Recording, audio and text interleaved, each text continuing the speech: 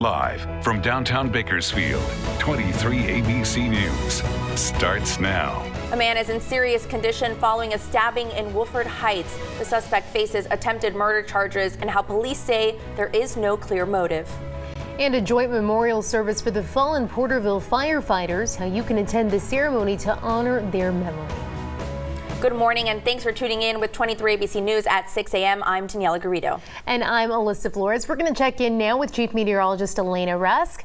Let us know what's ahead for this weekend. Yeah. It's a lot going on. And the sun is rising. Going on. Oh, I love this camera this morning. You know me, I love cloud cover. A lot of people there were like, no, I'm ready for spring. Well, it'll still feel like spring even with these clouds coming in. Isn't this just a fantastic sunrise picture?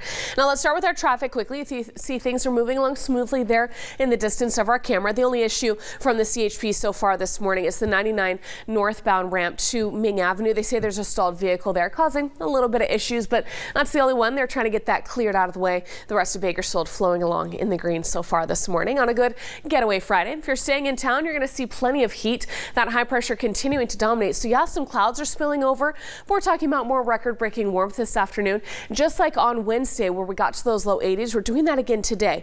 The clouds came through yesterday, kept us in the upper 70s, still more than 10 degrees above average. And then overnight, because those clouds have kind of acted like a blanket, they're leaving us at 53 here in Bakersfield. Yeah, it's jacket weather, but we should be in the 40s this morning. Instead, we have 50s up and down the valley floor, even into Keene, Tehachapi, and down into Jawbone Canyon. Remarkably warm, quote unquote, to start this morning. So easy for us to get to these highs later today. Look at those 80s on the valley floor. Looking to be another record breaker in Bakersfield, but well above average for the mountain and desert locations too, where you're seeing mid 70s in the Kern River Valley and many desert cities, mid 60s Tehachapi, 67 in Fraser Park this afternoon. We're continuing to follow breaking news this morning. Bakersfield police investigating a homicide in Southwest Bakersfield. We're going to take a live look now at that scene. BPD responded to Pacino Court and Hartford Avenue just after 2 o'clock this morning. Officers found a man dead at the scene. Now, right now, we still don't have any suspect information to share with you. Of course, this is a developing story. We'll bring you any updates that we learn on our website, turnto23.com, and right here on air. On Tuesday, the city of McFarland will be voting on Measure B, which aims to improve schools in the McFarland Unified School District. That's right. A yes vote would approve $30 million in school facility bonds to build a new multipurpose room at McFarland High School and modernize infrastructure at 2 other elementary schools. 23 ABC's Austin Westfall has a breakdown of Measure B. Austin? Yeah, guys, the McFarland School District has 6 schools in it, and Measure B has to do with 3 of them. Broad Road, Stream Academy, Kern Avenue Elementary, and McFarland High School. The principal of the high school telling me his campus is in desperate need of a new multipurpose room. We already have teachers that really strive to provide the best education we can for our community, but at the same time, how can you do that when you don't have the facilities to meet that need? McFarland High School's multipurpose room is used as the campus's cafeteria, but the problem is it can only sit about 140 students at a time during lunch, a fraction of the school's nearly 1,000 member student body. When we start the school year out, it's 110, 115 degrees.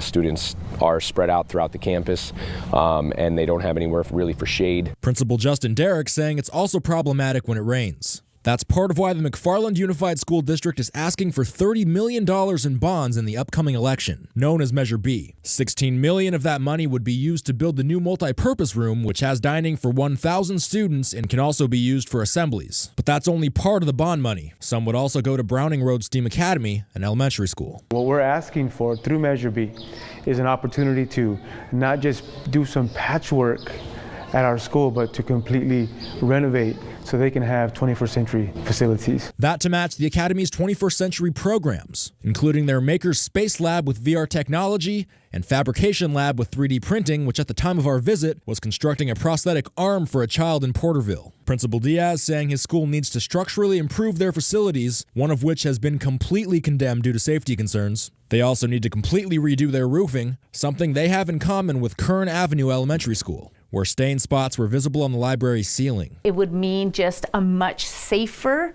and inviting environment for all our students. Principal Buhanda Medina saying her school would also repair some of their cement walkways and plumbing.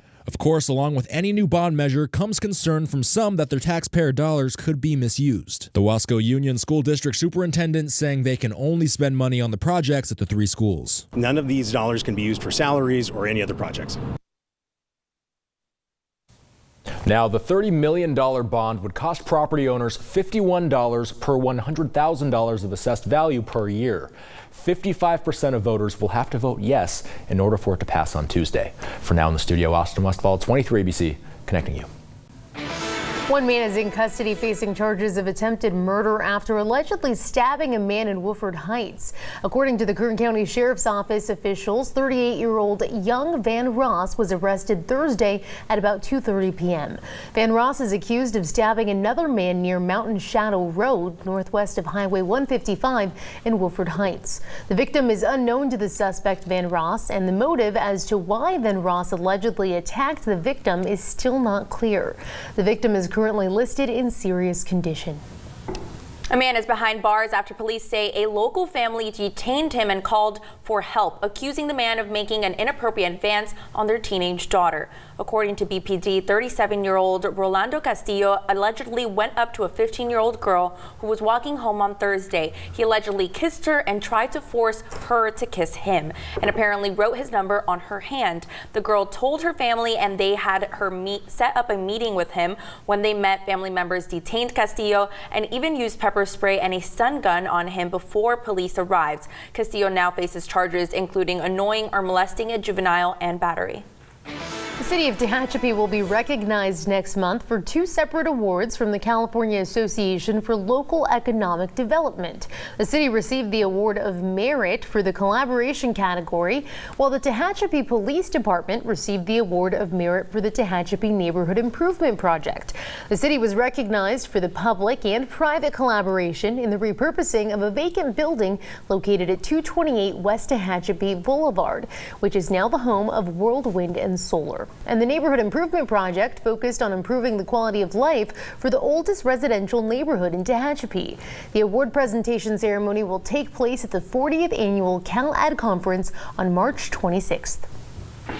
Tax season is in full swing, and a local assembly member is looking to help families in need get their taxes filed through a special event happening this weekend. Assembly member Rudy Salas will host a free tax preparation workshop in Lamont tomorrow. Families that earned less than $55,000 in 2019 may qualify for the Earned Income Tax Credit and can have their taxes prepared for free through the Kern Vita Partnership. The workshop will be held at the Boys and Girls Club in Lamont, located at 8301 Segru Road. It's happening tomorrow from 9 a.m. to 3 p.m.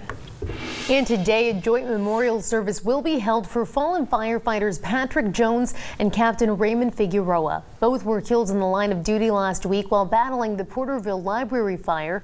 The joint service for Figueroa and Jones will be held at the Porterville Church of the Nazarene at 11 o'clock this morning. The families have requested dress attire for uniformed personnel. The public is invited to attend this ceremony. Multiple grants have been awarded to Cal State Bakersfield in an effort to support student success. CSUB received 3 grants to support basic needs and mental health partnerships, along with a textbook cost reduction for the Department of Child, Adolescent, and Family Studies. Cal State received over $500,000 to address the basic needs of students, and mental health partnerships received a grant totaling $125,000 by way of last year's CSU budget from Governor Gavin Newsom. Plus, $10,000 were awarded to Cal's department in an effort to reduce the cost of course materials to zero.